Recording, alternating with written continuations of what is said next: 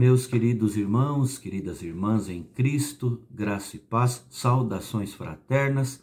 Vamos iniciar a nossa devocional hoje orando ao nosso Deus, buscando a Deus juntos em oração. Convido você então a fechar os seus olhos. Vamos orar. Querido Deus, nosso Pai, muito obrigado a Deus. Obrigado por mais um dia que o Senhor reservou para nós, nos deu. E, ó Deus, obrigado que o Senhor tem mantido e sustentado as nossas vidas com a sua graça, apesar de nós mesmos. Obrigado, ó Deus, porque não merecemos, mas precisamos tanto do teu cuidado. E o teu cuidado tem excedido, ó Deus. A tua graça tem transbordado de nós e nós te louvamos por isso.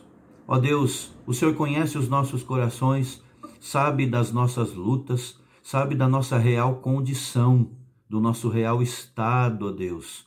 Então eu te peço que o Senhor alcance a cada família, a cada irmão e irmã agora, a todos aqueles que estão aqui juntos nesse propósito de buscarmos a Ti. Alcance a cada um, trate, ó Deus, do coração de cada um, sustenta essas vidas, ó Deus, a começar da minha.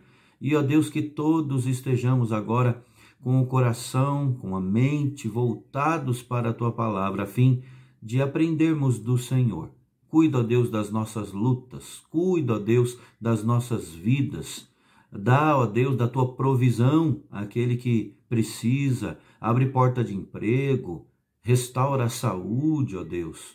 Derrama da bênção da unidade e da harmonia dentro do lar. Ó Pai, nós te rogamos, ó Deus, por cada família da Tua igreja, por tantos outros irmãos e irmãs, pessoas que têm se juntado aqui nas nossas devocionais, têm se juntado a nós e te louvamos por elas. Alcance essas vidas. Nós te louvamos e te pedimos isso em nome de Jesus. Amém. Amém. Vamos cantar, irmãos. Há um bom tempo eu estava pensando em cantar esse cântico. É um pequeno cântico. Na verdade, é chamado de cânone, porque ele tem uma frase bem curta, que pode ser repetida quando tem mais de uma pessoa, né? Não vamos poder fazer aqui isso, mas ele pode ser repetido, então, em momentos intercalados, e fica algo bonito, viu? Mas ele fala do amor. Amor, amor, e ele repete, amor, amor, ser cristão é ter amor. Ama teu próximo como a ti mesmo, Deus é amor. Vamos cantar juntos?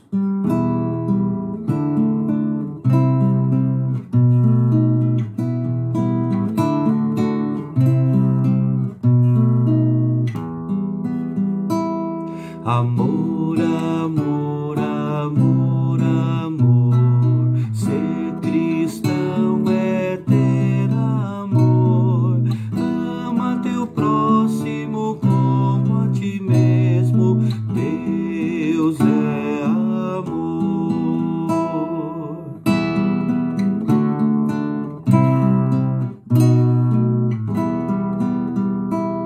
Amor, amor, amor, amor, ser cristão é ter amor.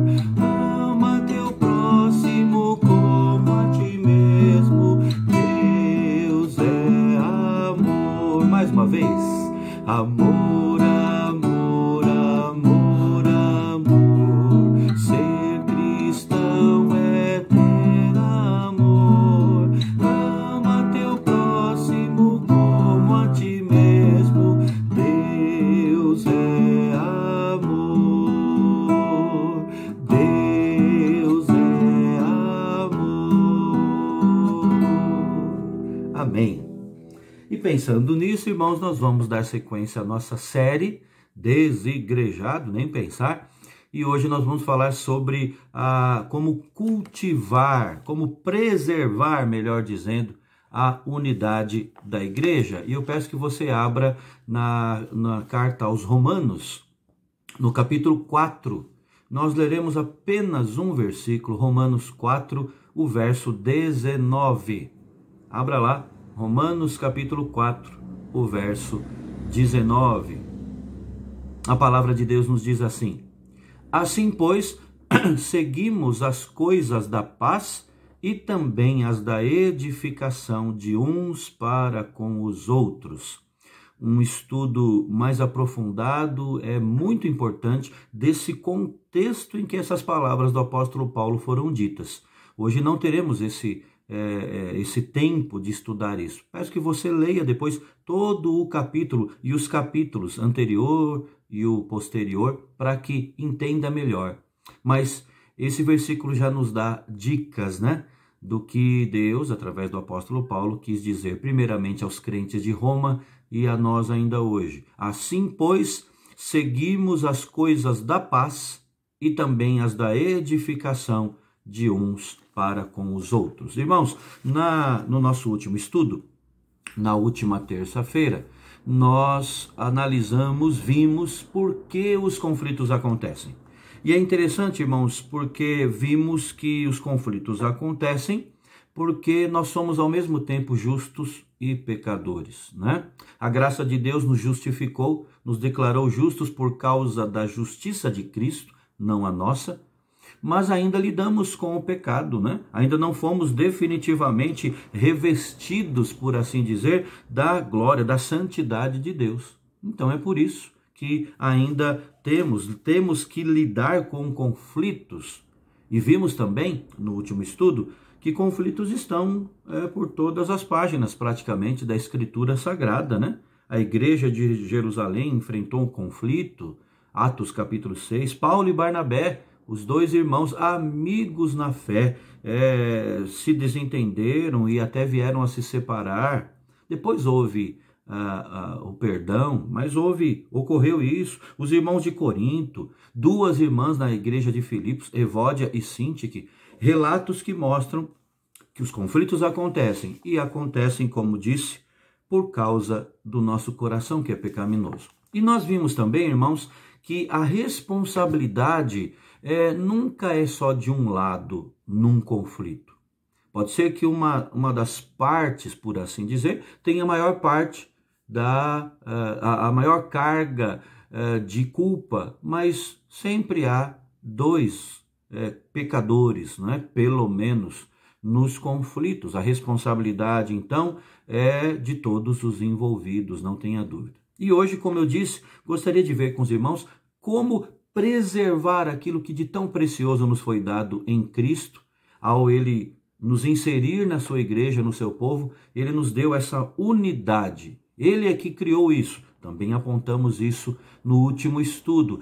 Cabe a nós, então, preservar aquilo que foi criado e estabelecido pelo próprio Deus. Como fazer isso? 3 atitudes que cada um de nós devemos tomar com vistas à preservação da unidade. Essas atitudes são muito bem-vindas em qualquer relacionamento, viu? Em casa, na família, no casamento, com vizinhos, colegas de trabalho, onde quer que seja. Mas nós vamos tratar aqui e olhar para isso no contexto da igreja, né? 3 atitudes com vistas à preservação da unidade da igreja. A primeira atitude é a seguinte: viva no Espírito. Seja um cristão cheio do Espírito Santo, controlado pelo Espírito Santo. Cada cristão deve ser uma pessoa assim, cheia do Espírito. Essa é a dinâmica normal da vida cristã. Se vivemos no Espírito, disse Paulo, andemos também no Espírito. Em outras palavras, irmãos, já que nós nascemos de novo pela ação do próprio Espírito Santo, nada mais justo que vivermos essa nossa vida nos seus detalhes, no cotidiano, conduzidos e guiados pelo mesmo Espírito. Infelizmente, alguns imaginam de forma errada que viver no Espírito é uma condição própria de alguns só, uma condição especial, reservada para algumas poucas pessoas dentro da igreja, dentro do corpo de Cristo. Por isso, eles conduzem a vida deles de maneira inadequada, dando lugar ao diabo, tantas vezes tendo atitudes carnais, infantis mesmo, imaturas, né? Sem amadurecer no conhecimento da vontade de Deus. Assumir um compromisso de viver no Espírito implica uma dinâmica na qual a vida é regulada pela palavra de Deus, é conduzida, como dissemos, pelo Espírito do Senhor. As Escrituras, assumindo o lugar central na vida, iluminam o nosso coração, dão direção para os nossos passos, ao mesmo tempo que dão também uma dimensão correta de qual é a vontade de Deus e também discernimento quanto ao que é errado, quanto ao pecado, né? Afinal, somente a lei do Senhor é perfeita e restaura a alma, é o que nós lemos no Salmo 19. Então, em conhecermos as Escrituras cada vez mais a fundo e sermos alimentados com esse alimento sólido da palavra do Senhor, é que nós encontramos a verdadeira sabedoria, o temor de Deus. E é esse temor de Deus que vai nos ajudar a tomar decisões sábias, a falar quando devemos falar, a calar quando devemos nos calar e a aplicar as verdades das Escrituras a todas as áreas da nossa vida. Então, viver no Espírito é ser maduro na fé. Ser maduro na fé.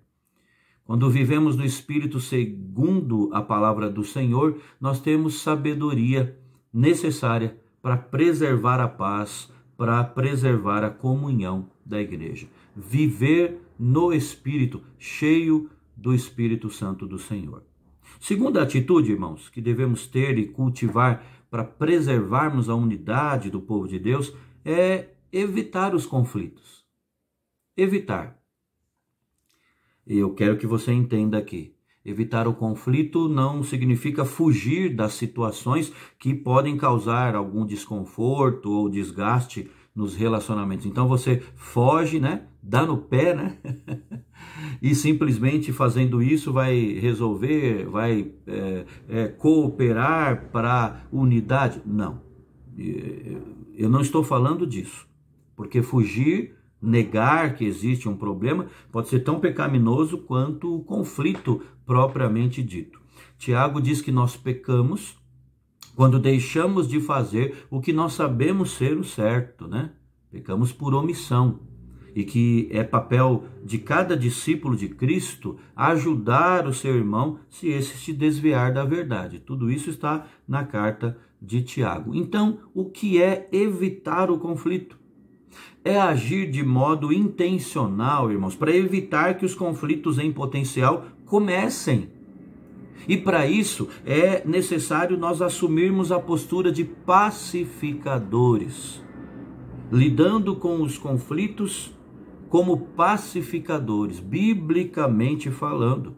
Aliás, William Hendrickson, falando sobre essa questão, ele disse algo muito interessante.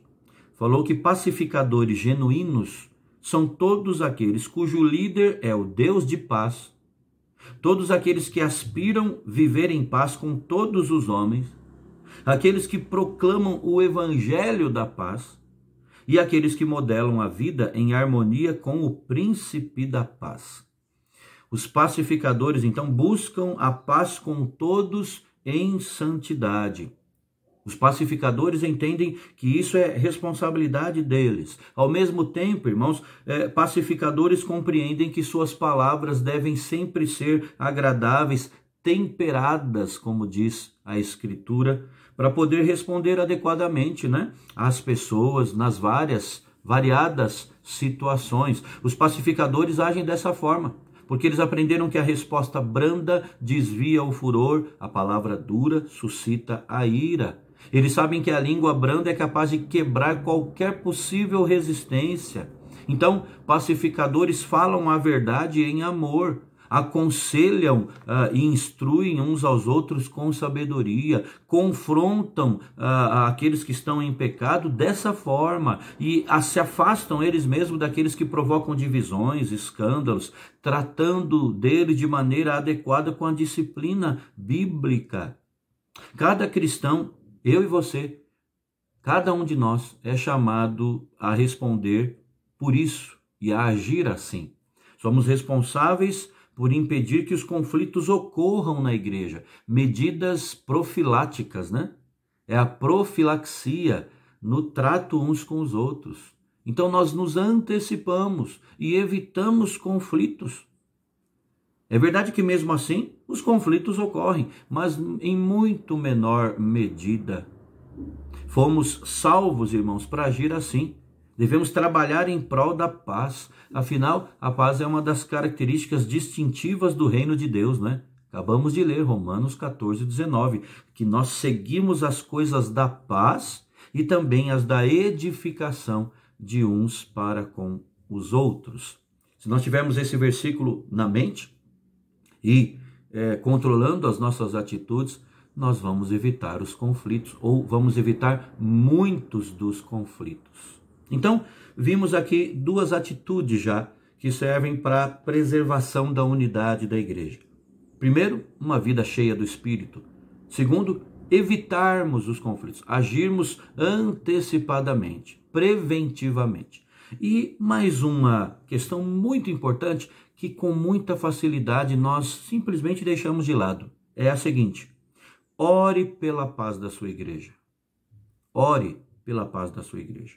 Se nós desejamos ver a nossa igreja em paz, ou vê-la permanecendo em paz, precisamos orar por isso. É possível trabalharmos muito dentro da igreja, sociedades internas, departamentos da igreja, na escola dominical, no oficialato da igreja, inclusive, mas não orarmos pela paz da nossa igreja. Agora, pelo que exatamente nós devemos orar, não é? Em primeiro lugar, irmãos, nós devemos orar pela função da liderança da igreja, pela função desempenhada pelos líderes, né? Presbíteros, pastor, que são os responsáveis pelo ensino e pelo governo, pelos diáconos, os oficiais diáconos, que são responsáveis pela misericórdia da igreja. Essas áreas são muito sensíveis, mais do que se pode supor. E é preciso que esses homens sejam um alvo constante de oração de toda a comunidade, a fim de que Deus os mantenha íntegros, a fim de que Deus os mantenha unidos de alma, não é? Porque é impossível uma igreja unida se a sua liderança não for, né? Unidos de propósito, continuando a serem zelosos no cumprimento dos seus deveres e também livres de toda a arrogância, de toda a soberba, não é? Uma liderança arrogante, prepotente, é um péssimo testemunho e não atrai a bênção de Deus de forma alguma. Então, em primeiro lugar, nós devemos orar pela liderança da igreja, para que possamos orar pela paz da igreja. Em segundo lugar, devemos orar para que Deus desperte cada membro da igreja individualmente a compreender o seu papel dentro da igreja, no corpo de Cristo e neste mundo.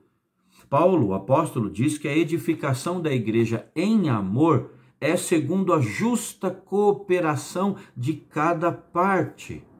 Portanto, quanto mais as pessoas estão verdadeiramente comprometidas com a edificação do corpo de Cristo, seguindo a paz e a edificação de uns para com os outros, e quanto menos, quanto mais elas buscarem isso, menos tempo terão, né, para fofocas, para intrigas, para rusgas, para picuinhas, para brigas, porque elas estarão unidas e voltadas para o mesmo propósito. Precisamos lembrar então, irmãos, que ninguém pode ter a mente de Cristo se não for uma pessoa de oração. Nós precisamos orar mais. Jesus, como homem perfeito que foi, o Deus homem, ele orava ao Pai em todo o tempo. E em momentos que antecederam certas situações mais importantes até do seu ministério, Jesus dobrou seus joelhos diante do Pai. Jesus orou para escolher os discípulos. Jesus orou para que o Pai santificasse e guardasse aqueles por quem haveria de morrer. Jesus, por fim, orou para que Deus cumprisse em sua vida todo aquele propósito determinado antes mesmo da fundação do mundo, né? A fim de salvar pecadores através da sua morte e da sua ressurreição. Então, precisamos orar pela paz da igreja. Cada cristão, eu concluo dizendo, cada um de nós, cada cristão é responsável por preservar a paz e a unidade da igreja. Ao compreendermos isso, nós vamos assumir uma postura proativa, não é? Como eu disse anteriormente, antecipando-nos aos problemas. Por isso nós devemos nos equipar para mantermos e defendermos a unidade do corpo. Isso, irmãos, pode requerer tanto atitudes em relação a nós mesmos, quanto atitudes em relação nós para com os outros, não é? Devemos olhar para dentro de nós e depois disso, e tão somente depois disso, olhar para aqueles que nos rodeiam. Vivamos no Espírito, sejamos firmes na palavra, perseverantes na oração, para termos a capacitação necessária para agirmos assim, porque as nossas armas são armas espirituais, não é? Eu quero então pedir que você pare um pouco e pense. O que é que você tem feito para preservar a unidade do corpo de Cristo? Ah, pastor, eu simplesmente fico no meu canto, cruzo os braços, não faço nada e já estou fazendo muito. Será? O que é que você tem feito efetivamente para produzir, ou melhor, produzir não, para preservar aquilo que já foi produzido por Cristo, que é a unidade da igreja? Você tem buscado compreender o pensamento dos irmãos? Ou apenas tem colocado e batido firme nas suas ideias, que aos seus olhos são as melhores, né? Cuidado! Você tem promovido a paz? Você gosta, ao contrário, você gosta de colocar lenha na fogueira, né? O texto que lemos em Romanos fala que nós seguimos as coisas da paz. A ideia de perseguir, de ir atrás, de estar no encalço disso, sabe? Seguindo as coisas da paz e da edificação de uns para com os outros. Mas parece que tem gente que persegue a coisa pegando fogo. Você tem promovido a paz? E você tem orado pela liderança da igreja? E tem colocado diante do Senhor em oração toda a igreja do Senhor, para que a paz do príncipe da paz reine? Que assim seja. Vamos pensando nisso. Mais uma vez agora orar e orar com os nossos queridos da família.